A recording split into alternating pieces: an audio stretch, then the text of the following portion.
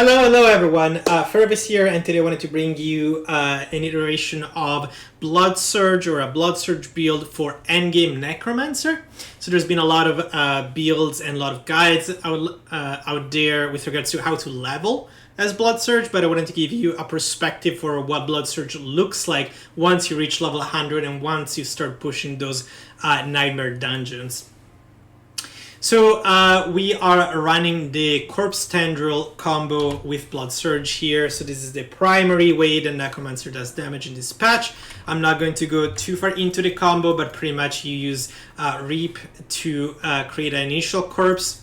Then you use Corpse Tendrils to pull in mobs to stun them.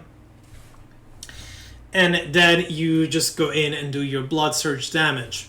Now at the same time, when you're stunning them with Corpse Tendrils, you're causing condition on mobs, and so you can use something like the Umbral Circle to obtain your energy. There's a lot of guides out there right now that cover this, so those are going to be the best way for you to obtain information on that.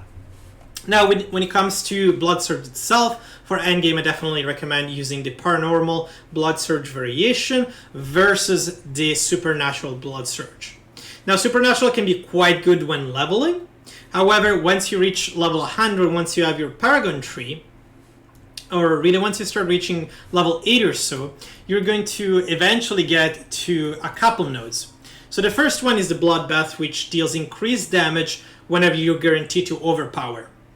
So by going for the Paranormal, you're going to have a double chance of, or 2 attacks that are guaranteed to overpower versus 1. So this is going to benefit your build a lot more. But also eventually you're going to be slotting into one of your glyphs, the Dominate glyph, which states when you have 25 willpower that when you overpower an enemy, all damage they take from you and your minions is increased by 12.5% for 5 seconds. This is a huge damage buff when you can do overpower twice in a row. So you're going to have 2 strong attacks. The first one that's preparing for the second hit, and the second one that should deal even more damage. So other than that, the build is pretty straightforward. We're running Blood Mist here. This is the only stun brick the Necromancer has access to. That's why we're putting a couple points into it. And then we're running the Dreadful Blood Mist to create some fortification. Now fortification stacks with life to increase the damage that our overpowered deals. So we want to try and increase our fortification as quickly as possible during fights. That's why we're going for this over the Ghastly Blood Mist variation. We don't really care about creating too many corpses. We don't burn corpses too much in this build. The only time we burn corpses is with Corpse Explosion to proc our Disobedience, which I'll talk about in a second, and to obtain energy via our Crippling Darkness passive node, which works off whenever an enemy, Crippling Darkness, which by stunning the enemy via our Corpse Explosion will obtain a tiny bit of resource back. Once again, this is not a particularly high likelihood of that taking place. It's only a 50% chance, but that is still quite good. Other than that, in this build, we are running Bone Storm as our ultimate, and there's really very little reason to run Blood Wave in the version that I'm running. This is primarily if you're going to use Blood-orbs. My current variation does not use Blood-orbs. I cannot run a Temerity because my gear is not good enough to switch to Temerity. However, if you do have that, and if you start pushing probably past 65 or so, it's worthwhile possibly switching away from Bone Storm. But once you reach level 100 and you start pushing and you're doing high 50s, low 60s, Bone Storm can be quite nice because it, first of all, gives us damage reduction, and second of all, it gives us crit strike chance.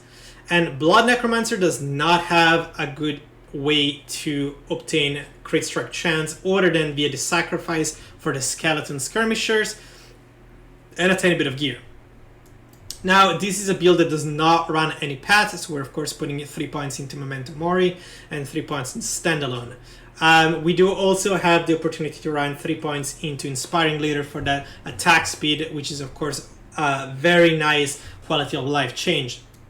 Now, noteworthy that while I do run 3 points into Blood Mist, it is possible and sometimes recommended to take a couple points away and put them into Hemorrhage for certain boss fights to help create some Blood-orbs to keep sustainability going a tiny bit more. You could also experiment with Blight, with applying Slow for extra energy generation.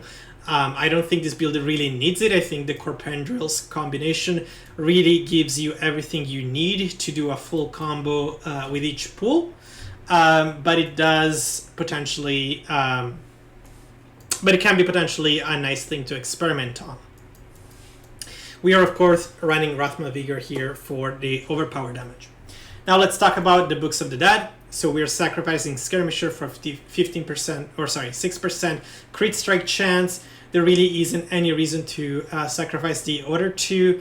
You could potentially consider the Defenders, but I don't think that's worthwhile for Blood Necromancer. I think you really do need extra crit strike chance. We really want to have an overpowering crit strike. We don't want to just have an overpowered attack whenever we have our 15 stacks or our 5 stacks of Blood Surge ready to go. We want it to also crit, so we want to give it as much of a chance to do so as possible. When it comes to Skeletal Mages, we are running the overpowered Skeletal Mage sacrifice, so this is the Bone Mage. And the reason we're running overpowered here over the Vulnerable is because this overpowered damage is actually multiplicative. So this is in contrast with other overpowered damage that you get from gear. The rest does not. The rest is additive. So this is a tiny bit of an extra damage buff, in my opinion, versus the Vulnerable. Both of them can be quite nice. I just think this is a tiny bit better at this point in time. With Golems, we're running crit strike damage. It is possible that as you get better gear, you may want to switch away and use the maximum life. This is especially true once you start pushing farther up. The more life you have, the more fortitude you have, which means the effectively more damage you have whenever you're overpowered to begin with. So this is a possible good second alternative. Right now I'm running this, but it's possible I'll switch to maximum life in the future. When it comes to gear, we are running Disobedience as an imprint on the helmet. This is absolutely busted. I don't think there really is an alternative to this. We're proccing Disobedience mainly with our Corpse Explosion. That's really our main way of stacking it up. Sometimes we'll use Blood Mist for that, but this is absolutely busted. Armor is our main defense. In addition to that, we want to have as much damage reduction that we can get from gear. I don't particularly have good gear, so most of my damage reduction is coming from my pants and from my amulets, which I'll talk about in a second. But ideally you'd want it to have also in your armor. This is not a particularly good armor, mainly because it does have an elemental resistance stat on it. You really don't want to see that. Elemental resistances don't really do anything. They'll at most give you maybe a 2-3% damage reduction against that element type, which is really nothing. But when it comes to an imprint, we're running the Shielding Storm. So this is particularly good, and this is better than on Elite Hit imprint, which I forgot the name of, mainly because this goes off your maximum life. So this is going to be quite of a healthy shield that you'll have once that's all said and done. And so for gloves, we're currently running the Sacrificial imprint. This gives us crit strike chance, crit strike damage, as well as overpower damage. So it's a nice little damage buff. Once you go further along, you may want to switch to something more defensive potentially, but for now this is really what I like running. Here once again we're running a Embalmer imprint. This gives us a chance to generate a Blood-orb. We don't really do too much with Blood-orbs with this build, but it does give us a tiny bit extra healing, which helps us stay at higher life, of course, which means that we are more likely to proc extra damage with Overpower. So the higher the life you have, the higher the fortitude you had, the more damage you do, once again. And then we're running an eluding imprint for the boots. This is a really must-have. I'm running a minimum roll for this, so this is just a basic codex aspect. It does help to get a tiny bit of a lower cooldown on this, for sure, but this is really your life-saving pair of boots. Necromancer only gets, once again, Blood Mist as your main escape and stun break. You don't really have any other options, so these boots really give you another opportunity to stay alive whenever mobs are just starting to stack those CCs that would result in you dying. Now for an amulet, we're running the Blood-bathed imprint. This is your blood surge, goes twice. This goes into the amulet and not the weapon. The weapon should have the grasping veins. Once again, this is the main source of damage. This is just a tiny bit of an additional source of damage. When it comes to the rings, we want to run an Umbral ring. This is a must-have. This is such a huge quality of life change. It doesn't matter if you have a 1, 2, or 3, or 4 roll. You'll probably still want to run it even with a 1, but ideally you do want to have a tiny bit extra. It does get significantly better with each better roll that you have. So a 4 is going to be 25 to 33% better than previous version. So really, this is an essential part of the build and what makes it work, what makes you be able to do consistently an overpowered hit whenever you're trying to do a corpse tendril combo. And last, I'm running a Mother's Embrace ring here. This is not something that's necessary for the build, especially as you can see here, I'm running a minimum roll on the unique aspect. I just have not been lucky with my rings, and as you can see, neither of these are running vulnerable damage. Ideally for your rings you want to have crit strike chance, crit strike damage, vulnerable damage, and I just have not seen any that have rolled that. That have been even moderately high tier. So other than that, you're just trying to stack up damage resistance and life on most of your gear. Most of my gear still can use a huge upgrade, so this is from a standpoint of someone that has gotten to endgame but is still progressing, so there's much more to do for this build.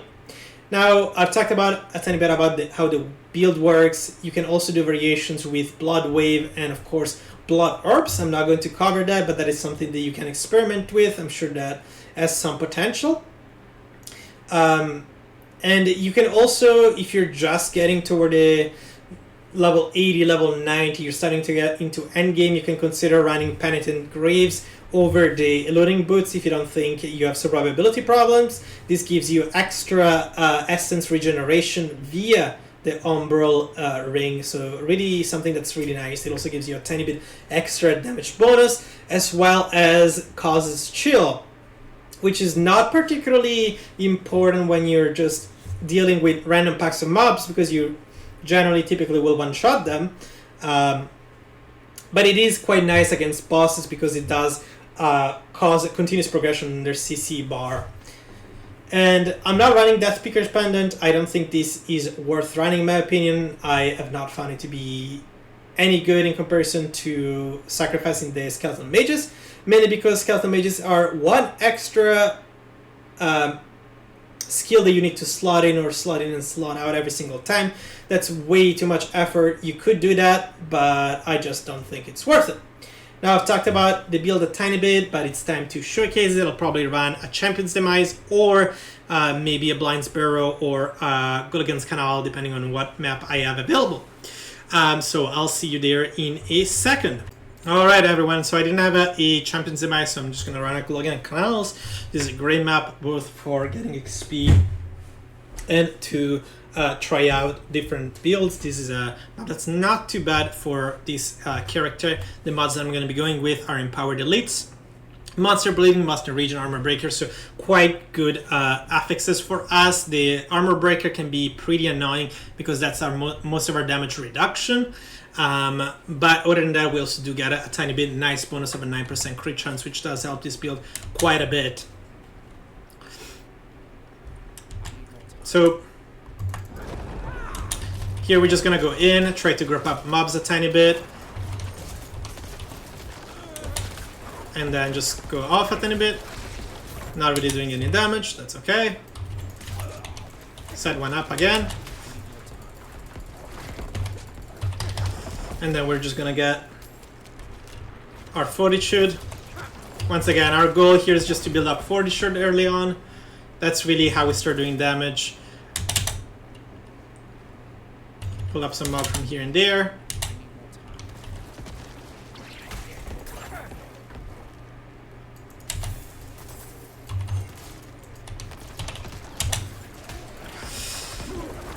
And then we just blow this up.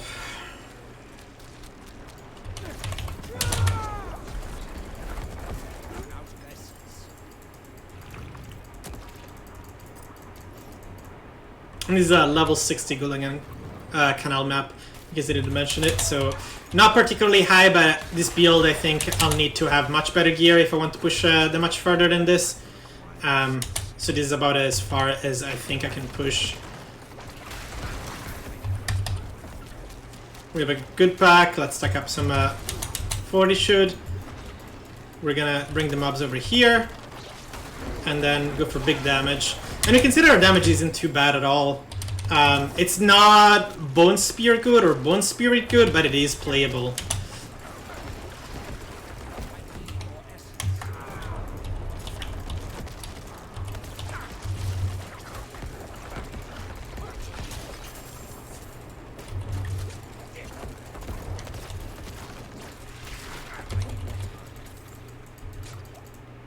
And apologies here with just 1 second. I'm gonna change my my audio here.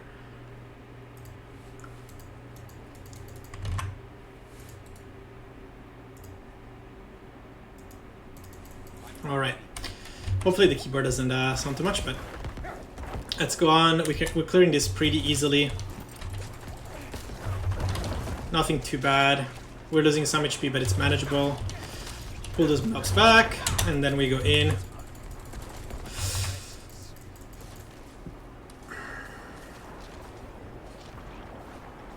Really waiting to group those mobs a tiny bit more. We'll do that again, and then we go in.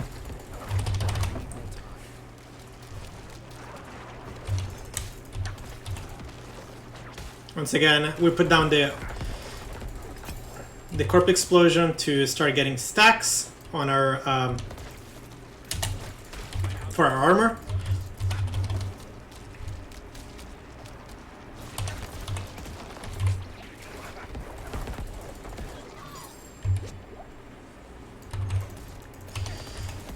Fortunately, our single target is kind of not amazing. You can crit for up to about 1.8 mil with this build, depending on number of mobs. I used to run a version that did more damage, but with that comes less survivability. And I think I'm just going to rely on hopefully getting my damage from my gear down the line. Once again, putting down the corpse explosion here. This is fine, we can get CC'd, not too bad. Corpse explosion again. Stacking back our fortitude. Once again. Packs are pretty easy. This build obviously doesn't do well in a single target or small groups. But larger groups are quite reasonable to deal with.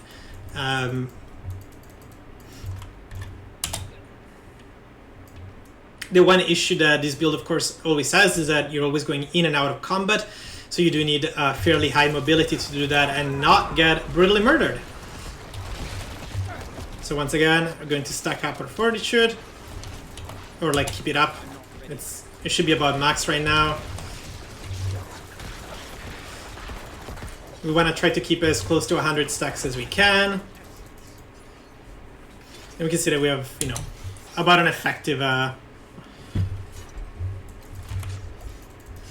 amount of HP here. That's not too bad. And we did generate a tiny bit of armor during our progress, or during our whenever we use Bone Storm, due to the imprint.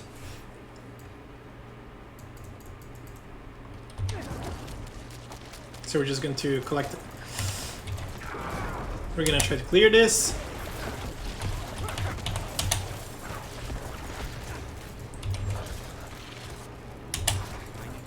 We're not gonna do this event, it doesn't really give us anything.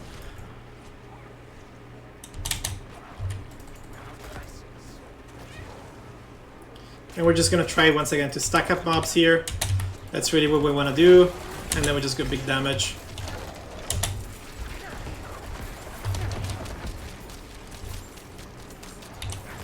And sometimes I'll just use Blood Mist to figure out a tiny bit where corpses are in case it's not completely clear.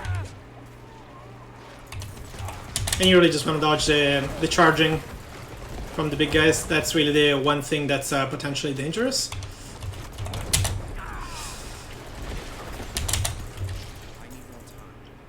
We're probably gonna carry this mob here around a tiny bit. We're gonna kill it alongside packs. There's no real reason to spend the time earlier on to do it.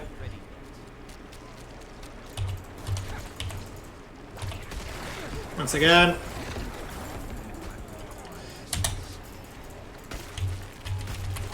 And this is the part where having that extra resistance comes good.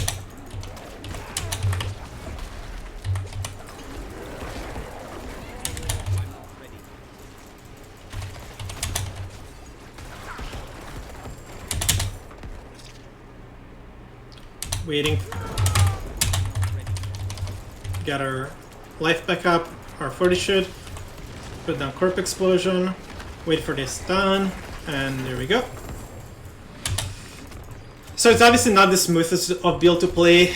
It's definitely worse than any of the bone builds that you could possibly play, but if you're playing this, I don't see much of a way to go around it. Looks like we have another pack of elites here. We are going to want to clear this. We do a corpse up in the front, stack up, and then damage. And then we're gonna wait again, same thing.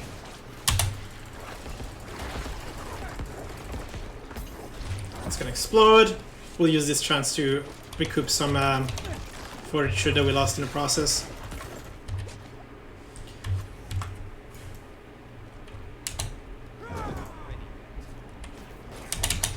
And this is a particularly good map for this build, I must say, though.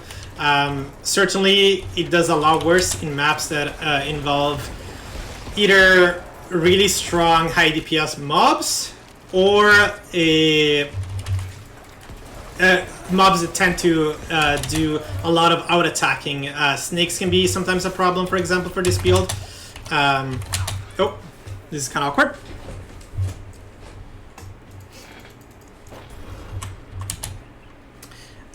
So yeah, snakes can be a problem. The butcher is a huge problem. Very hard to kill with this build. Not really something that's easily doable. Let's do a nice little pull here. And then we should be able to clear up almost everything here at once. I guess we'll have to do one more hit, probably. There we go.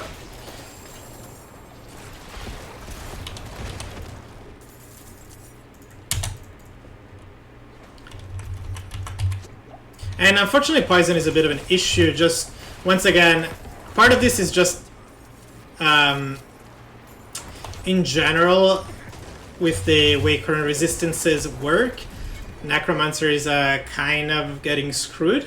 But that's all there is to this build. Just to go over once again all the imprints that I'm currently using. So we're running Disobedience, of course. You saw that was the main source of armor during this fight. Incredibly overpowered, probably getting nerfed at some point. That's really how you stay alive. We are running extra barrier with a Bone Storm. You could run the on-hit elite armor. I do think this is a tiny bit better. Just because of how much life we do have. We are running sacrifices in the gloves. That's not ideal. I really have to think about still here what to do, but this does improve our crit strike chance, crit damage, or not crit damage. Oh yeah, crit damage, and then overpower by a tiny bit. We're running low roll. Embalmer pair of pants. We are running the Mastav eluding boots. We're running Blood-bathed as the amulet here, and then we are just running an Umbral ring. And once again, of course, the key player is Grasping Vein. Hopefully this video was useful to you. I'll have the link to the Paragon tree and the overall build in the comment section below. And with that, I hope everyone has a good day. Thank you.